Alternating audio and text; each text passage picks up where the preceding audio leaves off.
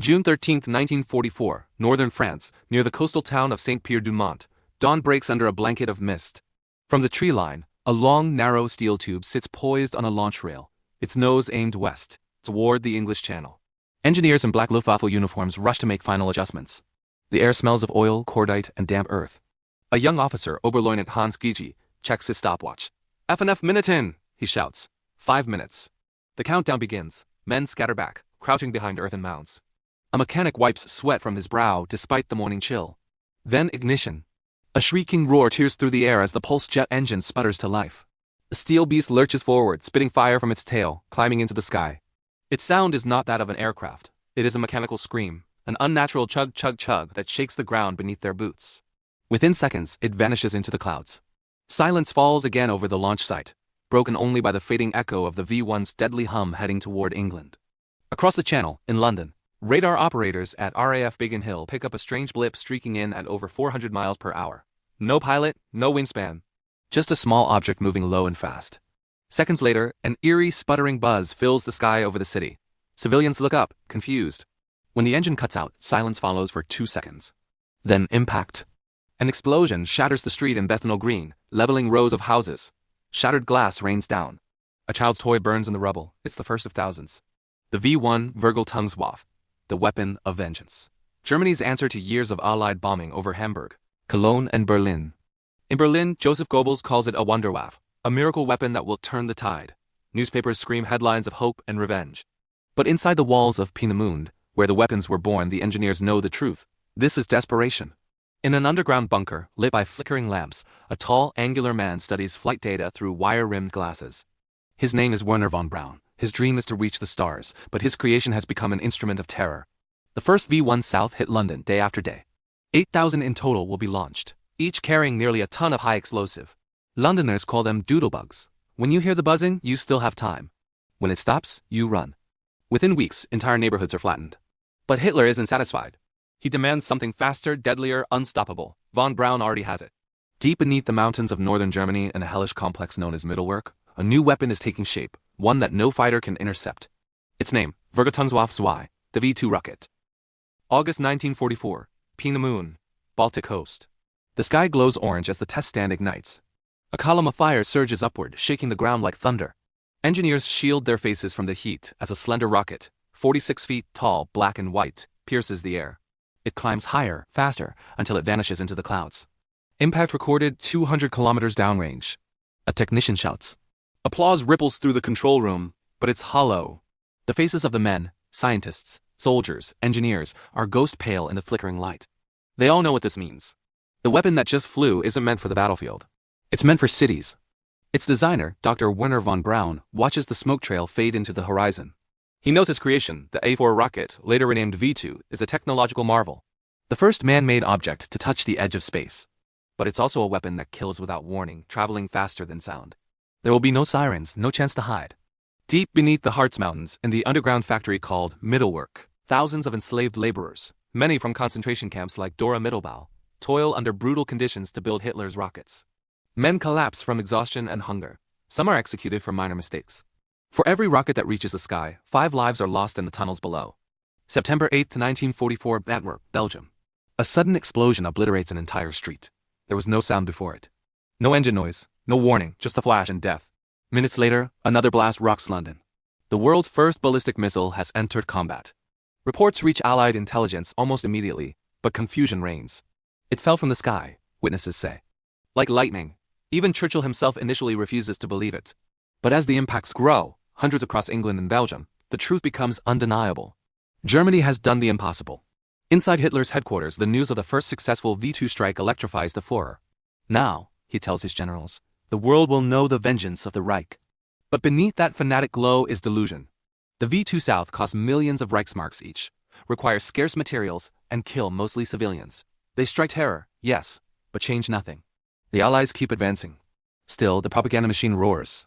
Goebbels floods newspapers with headlines. The miracle weapons have spoken. But outside the bunker walls, Berlin trembles beneath Allied bombs nightly. Back in Peenemünde, von Braun quietly confides to a colleague. We're not winning the war. We're proving it can be lost scientifically. November 1944, London. The night sky glows faintly red as anti-aircraft guns track invisible enemies. By now, every Londoner knows the sound of fear, the faint buzz of a V1, the silence before its fall. But the V2 South, they offer no such mercy. At 10:18 p.m., an explosion rips through Chiswick. A column of fire erupts into the cold air. The shockwave shatters windows for miles. In an instant, 30 civilians are dead, dozens more buried beneath bricks and timber. There was no warning, no sound of approach. One moment, laughter and music inside a pub. The next, silence and dust. Underground, in the London tube stations, thousands huddle together. Mothers cradle children. Old men clutch newspapers and whisper prayers. The Times reports only enemy long-range shelling. The British government forbids the word rocket, fearing panic, but the people know. They've seen the flashes in the night sky, the unearthly speed of destruction, and yet life goes on. Milkmen still walk their routes. Trains still run. And every night searchlights still sweep the clouds, though they can't touch what's coming. Meanwhile, across the Channel, Allied pilots scour northern France and the Netherlands for launch sites. Reconnaissance aircraft photograph long concrete ramps camouflaged under netting. The RAF calls them ski sites. Dozens are bombed, but the Germans simply move them, firing from trucks hidden in forests. In December, Antwerp becomes the new target. The city, vital for Allied supplies, is pounded relentlessly. Over 1,600 V2 South rain down between October and March. Entire blocks vanish. In one tragic strike on a packed cinema, 567 civilians die in an instant, the single deadliest V2 attack of the war. Hitler's high command calls it a victory of morale, but even his generals see the truth. Every V2 launched means another tank not built, another Messerschmitt grounded for lack of fuel. Inside his bunker, Hitler stares at a map covered in pins. Red arrows press toward Berlin from both east and west. He asks for more rockets. His officers exchange weary glances. There are no more. And deep underground in the middlework tunnels, the price of his obsession is paid in blood. Prisoners labor in freezing darkness, chained beside the very machines that will kill them. The corpses of those who collapse are dragged to shallow graves within the mountain itself.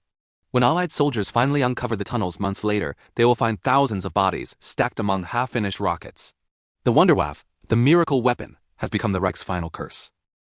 January 1945, Harz Mountains, Germany. Snow drifts past the entrances of Mittelwerk, now little more than a tomb. Inside, machines still hum, slaves still toil, and the SS patrol the tunnels with rifles and whips. The air is thick with exhaust and despair. The Reich is collapsing, yet the rockets keep rolling off the line, each one built with the bones of the dying. Werner von Braun walks through the tunnels in silence. He wears a fur-lined coat, but even that cannot hide his exhaustion. The walls drip with condensation, the stench of sweat and death overwhelming. An SS officer salutes him stiffly. Von Braun barely nods. His mind is elsewhere, on equations, on flight trajectories, on escape. That night, he writes in his diary, "Our work has become a shadow of its original purpose. We once dreamed of reaching the stars. Now we send fire into cities. But outside the mountain, the Reich itself burns. The Allies cross the Rhine, Soviet artillery shells thunder from the east. Hitler rages in his bunker, convinced that his secret weapons will still deliver salvation. Goebbels feeds him reports of cities destroyed, of enemy morale collapsing. Lies wrapped in desperation. In reality, the V weapons have killed over 20,000 civilians, but not a single Allied soldier on the front line. The factories, the oil, the railways, all still function. The rockets, impressive as they are, have failed to change the war's outcome. March 1945. The Americans are closing in on the Harz. Von Braun gathers his team in a dim office lit by kerosene lamps. "We have a choice," he tells them quietly. "The Soviets will arrive first. If they capture us, we will build rockets for Stalin. If the Americans reach us, perhaps we will build for peace." Outside, snow falls thick and silent, like ash from a dying empire. The next morning, von Braun's engineers load their families into trucks, burning documents and blueprints as they leave. A column of American Sherman tanks advances through the forest roads near Nordhausen. When they arrive, they find no resistance, only the entrance to the Dora Mittelbau tunnels and the horror within. Hundreds of corpses line the passageways, emaciated bodies frozen in place beside the unfinished rockets. A sergeant whispers, "This is what their miracles cost." A few days later, von Braun and his surviving scientists surrender to the Americans, not in a laboratory, but on a muddy roadside holding a white flag. They call it Operation Paperclip. Within months, the men who built Hitler's last weapon are on ships bound for America. In Berlin, Hitler still clings to his fantasy of vengeance. He orders a final wave of V2 South to be launched. Even as Soviet shells fall around the Reich Chancellery, most never leave their launchers. April 30th, 1945. The Wolf's dream dies in a bunker. The Vergeltungswaffen, the weapons of vengeance, were meant to terrify the world into submission. Instead, they became the symbols of its madness. Brilliant engineering shackled to evil. And yet, from those same blueprints, the next generation of rockets would one day send humanity into space. From the ruins of the Reich, the world would inherit both its terror and its technology.